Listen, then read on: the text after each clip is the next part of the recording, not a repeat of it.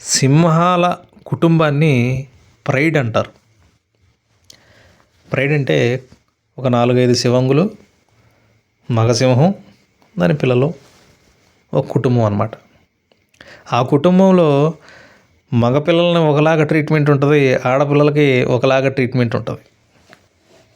మగపిల్లలకి ఏంటంటే ఒక కొన్నాళ్ళ పాటే మాత్రమే పోషణ ఉంటుంది వాటికి.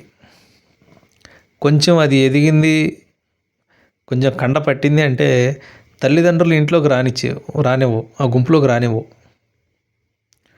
అసలు బయట ఉన్నటువంటి శత్రువులను కూడా వదిలేస్తాయేమో కానీ వీడు కనుక ఇంట్లోకి వచ్చేటప్పుడు పీకి పెట్టేస్తాయి. కొడుకు ఇంట్లోకి రానివ్వరు తల్లిదండ్రులు. ఎందుకంటే వాడు బయటికి వెళ్ళే టైం వచ్చేసింది. ఆడికి ఏమన్నా ఆ కొత్తగా ఉన్నటువంటి యువకుడైనటువంటి ఆ సింహానికి మా అమ్మ మా నాన్న అని చెప్పి ఆ బంధంతో వాడు లోపలికి వెళ్తాడు. తల్లిదండ్రులు అస్సలు ఆలోచించకుండా మీరు వీడియోస్ చూస్తే మీకు చాలా బాధేస్తుంది. పీకేసి తన్నేసి తరిమేస్తారు ఇంట్లో నుంచి తల్లిదండ్రులు ఆ సింహాన్ని. ఆ పాపం అది వెనక్కి చూసుకుంటా కుటుంబాన్ని చూసుకుంటా దూరం అవుతా అలాగ వెళ్ళిపోయి అలాగ బోర్డర్ దాటి వెళ్ళిపోద్ది. వెళ్ళిపోయిన తర్వాత ఆ అడవిలో వాళ్ళొక్క ఫ్యామిలీయే కాదుగా ఇంకో ఫ్యామిలీ ఉంటుంది. అక్కడ మృగరాజు ఇంకా ఆయన ఉంటాడు. ఆ సింహం వాళ్ళ ఏరియాలోకి ఎంటర్ అయితే ఊరుకోదు. వాళ్ళు ఆల్రెడీ మార్కింగ్ చేసుకొని ఉంటారన్నమాట. సింహాలు నా ఏరియా ఇది అని చెప్పి మార్కింగ్ చేసుకొని ఉంటారు. తెలుస్తుంది వాళ్ళకి ఆ స్మెల్తో ఇది మన ఏరియా నుంచి వేరే ఏరియాలోకి వచ్చాం, ఇక్కడ వేరే సింహం హ్యాండ్ ఓవర్లో ఉందనేది ఆ స్మెల్ని బట్టి తెలుసుకుంటాయి. చెట్ల మీద వాళ్ళు ఆ సింహాలు అవి ఆ టెరిటరీని మార్క్ చేసుకుని వెళ్ళిపోతాయి. వచ్చేసాం మన లైఫ్ రిస్క్లో ఉందని కూడా వాటికి తెలుసు, అయినా కూడా వాటి ప్రయాణం నాపు అలాగే అడవిలో గుండా వెళ్తాయి. అడవిలో గుండా వెళ్ళినప్పుడు ఎదురుగా ఒక కుర్రసింహం అటు నుంచి వచ్చిందంటే ఆటోమేటిక్గా ఏ సింహం ఒప్పుకోదు. బతుగా చావా రెండే ఉన్నాయి, ఫైటింగ్ అవుతుంది. అయితే ఇదన్నా బతుకుతుంది, లేదా అదన్నా బతుకుతుంది. రెండోది లేదు, రెండో మార్గం లేదు, లేదా పారిపోవడం. అలాగా ఫైట్లు జరుగుతూ ఉంటాయి, కింద పడుతూ ఉంటుంది, లెగుస్తూ ఉంటుంది, గాయాలు అవుతూ ఉంటాయి. ఆ గాయాల్లో వేటాడుకోలేక ఆకలితో అలమటించిపోతూ ఉంటుంది. చాలా దీనమైనటువంటి పరిస్థితులు గడుపుతుంది. ఒక్కొక్కసారి సింహాన్ని పడగొట్టేసి అక్కడ విజయం సాధించేసి ఆ ఏరియాని అది హ్యాండ్ ఓవర్ చేసుకుంటుంది. అలాగే విజయాలు చేస్తూ కొన్ని రోజులకి అది రాటుదేలిపోయి ఉంటుంది. అది నడకలో కానీ దాని టీవీలో కానీ మొత్తం మార్పు వచ్చేస్తుంది. ఇప్పుడు తండ్రి దగ్గరికి వెళ్ళినా తండ్రి మీద యుద్ధం ప్రకటించేస్తుంది. అంత టీవీ దానికి వచ్చేస్తుంది. వచ్చిన తర్వాత దానికంటూ సింహంగుల గుంపు అంటే ఆడసింహాల గుంపుని రెడీ చేసుకుంటుంది. దానికంటూ ఫ్యామిలీని రెడీ చేసుకుంటుంది. అయితే అది చేసినటువంటి ఆ ప్రయాణం యొక్క గుర్తులు దాని ముఖం మీద ఎప్పుడూ ఉంటాయి. ఇక్కడో అక్కడో భయంకరమైన గాయాలు ఉంటాయి. గాయాలు ఎప్పుడూ పోరాటం చేసేవనే దానికి నిదర్శనం. గాయాలు ఎప్పుడు మనం గాయం అయిందంటే వాడు ఏదో ఒక యుద్ధంలో పడి ఉన్నాడనే కదా అర్థం, వాడు ఇబ్బంది పడి ఉన్నాడనే అర్థం. ఏ ఇబ్బంది లేకుండా చవటల్లాగా ఇంట్లో కూర్చున్న దానికంటే పిచ్చిదో ఏదో ఒక పోరాటంలో ఉన్నాడు, ఏదో ఒక స్ట్రగుల్లో ఉండడం అనేదే మనకు ఉండాల్సినటువంటి గొప్ప లక్షణం. అంటే రాటు తేలాడు అని చెప్పడానికి వాడు స్ట్రగుల్లో నుంచి బయట వచ్చాడు కాబట్టి వాడు రాటు తేలాడు అని చెప్పేసేయచ్చు, ఇంకా వేరేది ఏం లేదు. అదే గీటురాయి. వాడు స్ట్రగుల్స్లోంచి బయటకు వచ్చాడంటే వాడు రాటు తేలాడంతే. కాబట్టి మనకుండే గాయాలు మన యొక్క స్ట్రగుల్ని, మన యొక్క వార్ని తెలియజేస్తాయి, మనం పడ్డటువంటి శ్రమని తెలియజేస్తాయి. అంత శ్రమపడి అంత స్ట్రగుల్స్ ఫేస్ చేసి అన్ని కష్టాలు పడింది కాబట్టే ఆ సింహం మీద అమ్మవారు కూర్చుంటుంది. అమ్మవారు కూర్చోవడానికి అర్హత పొందింది అంటే ఆ సింహం అంతకుముందు ఇదంతా గడపడం వల్లే. ఇన్ని కష్టాలు పడి ఆ మృగరాజుగా తనంటూ ఒక రాజుగా నిలబడ్డ తర్వాతే అమ్మవారు దుర్గమ్మ ఆ సింహం మీద కూర్చోగలిగింది. అంటే సింహం అమ్మ దగ్గరికి దానికి అర్హత వచ్చిందంటే ఆ కష్టాలు పడింది కాబట్టి ఆ అర్హత పొందింది. చెప్పేది మీకు అర్థమవుతుంది అనుకుంటా. లేకపోతే రాదు. అమ్మవారు ఆ సింహం దగ్గరకు రాదు. ఇప్పుడు అన్ని కష్టాలు పడింది కాబట్టి అమ్మవారు చక్కగా ఆసనంలాగా ఆ సింహం మీద కూర్చుంటుంది. దానికి అంత అదృష్టాన్ని కలిగించింది అమ్మ. ఎందుకు అదృష్టాన్ని ఎందుకు కలిగించింది? ఆ స్ట్రగుల్ని ఫేస్ చేసి వచ్చింది కాబట్టే దానికి అదృష్టం దొరికింది. నేను చెప్పేది మీకు అర్థమవుతుంది. కాబట్టి సాధనలో ఉన్నప్పుడు మొట్టమొదటిసారిగా మీకు ఎదురయ్యేది, మీరు ఎక్కడైతే కంఫర్ట్గా ఉంటున్నారో ఆ కంఫర్ట్గా ఉన్న ప్లేస్ నుంచి మిమ్మల్ని తన్నేస్తారు. ఎవరో కాదు, అమ్మే మిమ్మల్ని తన్నేస్తారు. హాయిగా ఉంది నాకు ఇక్కడ, కంఫర్ట్గా నాకు 3 పూటలు దొరుకుతుంది, ఇది చాలు, నా అప్పులు తీరుతున్నాయి, నేను నా ఈఎంఐలు కట్టుకుంటున్నాను, నేను చాలా కంఫర్ట్గా ఉన్నాను అనుకోండి.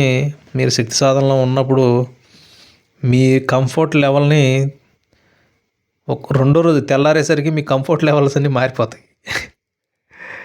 ఎలాగంటే మీ ఎదురుగానే, మీ కళ్ళ ఎదురుగానే మీ మీద కుట్రలు జరుగుతుంటాయి మీ ఆఫీస్లో. మీకు తెలుసు మీ ఎదురుగా జరుగుతుందని తెలుసు, కానీ మీరేమి చేసే ఇదిలో ఉండలేరు. అంటే మీరు చేసి మీరేం చేయలేరు, మీ మనసు ఒప్పదు.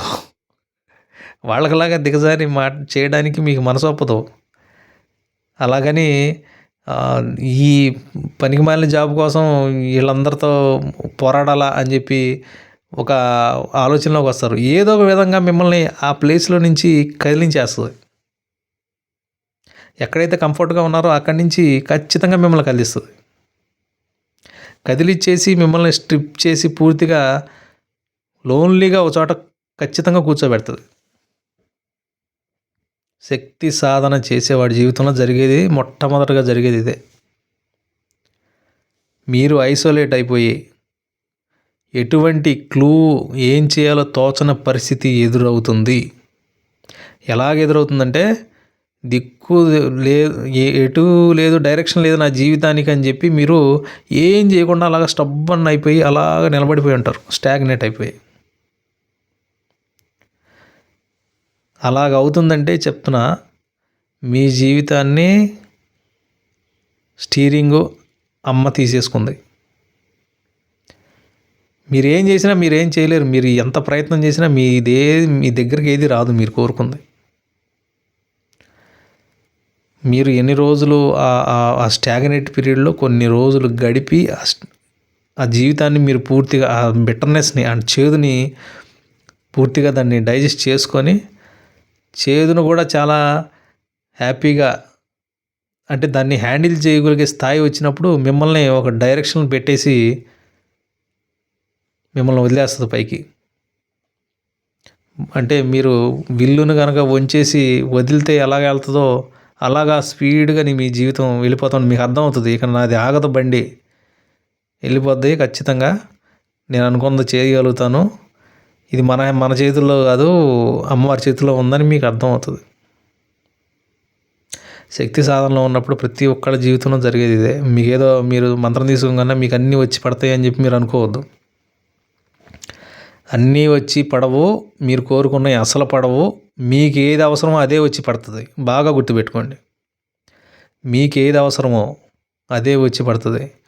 ఫలానా వాడు మీకు డ్యామేజ్ చేస్తున్నాడు, మీ ఫ్రెండ్ అయ్యి ఉండొచ్చు, వీడు మీకు తేడాగా ఉన్నాడు అనుకుంటే మీరు వాడితో కలవరంతే, వెళ్ళిపోతాడు. వాడు ఎదురుగా వచ్చి కూర్చున్నా కూడా మీరు ఎందుకో మీకు కనెక్షన్ అప్పుడు దాకా ఎంతో ఇదిగా ఉన్నటువంటి కనెక్షన్ తెగిపోతుంది, తెంచేస్తుంది. అలాంటివి చాలా జరుగుతాయి మీ జీవితంలో. జాబ్ నుంచి స్ట్రిప్ అయిపోతారు, లోన్లీగా ఉండాల్సి వస్తుంది. అంటే ఎటువంటి పరిస్థితి, తోచని పరిస్థితి అనేది ఖచ్చితంగా ఎదురవుతుంది. చిన్న స్కేల్ అయినా పెద్ద స్కేల్ అయినా అలా జరుగుతుందంటే రిపేరింగ్ అవుతుందని అర్థం చేసుకోవాలి. మొత్తం రిపేరింగ్ అవుతుంది, మీ కార్మిక్ బాడీ అంతా రిపేర్ అవుతుంది. మీ ఒరిజినల్ బాడీ కాదు, కార్మిక శరీరం రిపేర్ అయ్యి అడ్జస్ట్మెంట్ అవుతుంది. దేనికి అడ్జస్ట్మెంట్ అవుతుంది? హై ఎనర్జీకి ట్యూన్ అవుతుంది. ఇప్పుడు టీవీ యాంటెన్నాని తిప్పేటప్పుడు గుర్రుమని చెప్పి చిన్నప్పుడు మీకు తెలుసో తెలీదో, చిన్నప్పుడు టీవీ యాంటెనాలు ఉండేవి. టీవీ యాంటెనా మనకు స్టేషన్ సరిగ్గా రావడానికి యాంటెన్నా తిప్పేవాళ్ళు. ఇలా తిప్పగానే క్లియర్గా రాదు, మొత్తం బుదర వచ్చి మొత్తం పిక్చర్ అంతా పోతుంది. కానీ కరెక్ట్గా ట్యూన్ అయినప్పుడు చాలా క్లారిటీగా రావడం మొదలు పెడుతుంది. అదే జరుగుతుంది. ఆ స్ట్రగుల్ పీరియడ్ అనేది ప్రతి ఒక్కళ్ళ జీవితంలో ఉంటుంది. ఇది మైండ్లో పెట్టుకోవాలి. శక్తి సాధన చేస్తున్నామంటే ఖచ్చితంగా మనల్ని ఆ కార్మిక్ డెబిట్స్ అంటే మీకు కర్మ సంబంధమైనటువంటి కొన్ని ఉంటాయి. అవన్నీ తీసేయడానికి మిమ్మల్ని కొన్ని పెయిన్స్లో పంపించేస్తుంది. అంటే కొన్ని ఒత్తిడిలోకి మిమ్మల్ని పంపిస్తుంది. ఆ ఒత్తిడి మీరు పడాలి, తప్పదు. అయిన తర్వాత ఆటోమేటిక్గా ఒక డైరెక్షన్ తీసుకొని స్లోగా మూవ్ అవ్వడం మొదలైనప్పుడు మీకు అర్థమవుతుంది, ఇది డైరెక్షన్ తీసుకుంది జీవితం అనేది మీకు అర్థమవుతుంది. అన్నీ ఆమె హ్యాండ్ ఓవర్లో వెళ్ళిపోయిన తర్వాత మీకు అసలు మీరు ఆలోచించుకోవడానికి, మీరు నిర్ణయం తీసుకోవడానికి ఏమి ఉండదు. అవన్నీ జరిగిపోతూ ఉంటాయి. ఇది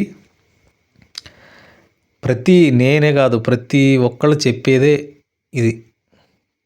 ఎందుకు కష్టాలు వస్తాయా అంటే, మీరు అనుకున్నది మంత్రం తీసుకోగానే ఏం అవ్వలేదు, నా జీవితం అంతా ఇదైపోయిందని చెప్పి అనుకుంటున్నారంటే మంత్రం పనిచేస్తుందని అర్థం. మంత్రం పనిచేసి మీకున్న దుమ్ము దులిపేస్తుందని అర్థం అనమాట. ఓకేనా? కాబట్టి మంత్రం తీసుకున్న తర్వాత నాకు కష్టాలు వచ్చినాయి, లేకపోతే నా ఉద్యోగం పోయింది, లేకపోతే బ్రేకప్ అయింది, ఇంకా చాలా చాలా అయినాయి అని చెప్పి అంటే అవుతాయి.